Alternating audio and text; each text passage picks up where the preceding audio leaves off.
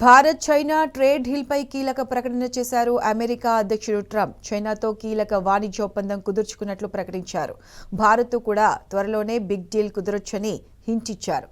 Big beautiful bill కార్యక్రమంలో పాల్గొన్న ఆయన ఇండియాతో డీల్ కోసం ఎదురుచూస్తున్నట్లు తెలిపారు. ఈ ఒప్పందం ద్వైపాక్షిక వ్యాపారాన్ని మరింత విస్తరించడంతో పాటు వ్యూహాత్మక భాగస్వామ్యాన్ని బలపరుస్తుందని అన్నారు. అయితే అన్ని దేశాలతో తాము వాణిజ్య ఒప్పందాలు చేసుకోమని స్పష్టం చేశారు Trump.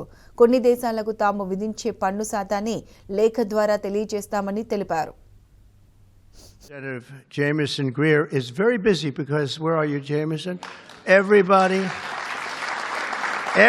wants to make a deal and have a part of it, right? I know you and Howard and Scott are working overtime, making deals with other countries. Remember a few months ago, the press was saying, do you really have anybody of any interest? Well, we just signed with China yesterday, right? Just signed with China. We have everybody. We're not going to make deals with everybody. Some we're just going to send them a letter, say, thank you very much. You're going to pay 25, 35, 45%. That's the easy way to do it. And my people don't want to do it that way. They want to do some of it, but they want to make more deals than I would do. But we're having some great deals. We have one coming up, maybe with India, very big one, where we're going to open up India.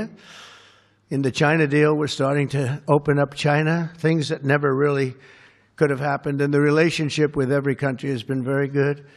Representative James. Bharat China trade డీల్పై కీలక ప్రకటన చేశారు America అధ్యక్షుడు Trump. చైనాతో కీలక వాణిజ్య ఒప్పందం కుదుర్చుకున్నట్లు ప్రకటించారు. భారత్తో కూడా త్వరలోనే బిగ్ డీల్ కుదరొచ్చని హింట్ ఇచ్చారు. బిగ్ బ్యూటిఫుల్ బిల్ కార్యక్రమంలో పాల్గొన్న ఆయన ఇండియాతో డీల్ కోసం ఎదురుచూస్తున్నట్లు తెలిపారు. ఈ ఒప్పందం ద్వైపాక్షిక వ్యాపారాన్ని మరింత విస్తరించడంతో పాటు వ్యూహాత్మక భాగస్వామ్యాన్ని బలపరుస్తుందని అన్నారు. అయితే అన్ని దేశాలతో తాము వాణిజ్య ఒప్పందాలు చేసుకోమని స్పష్టం చేశారు ట్రంప్. కొన్ని దేశాలకు తాము విధించే పన్ను శాతాన్ని లేఖ ద్వారా తెలియజేస్తామని తెలిపారు.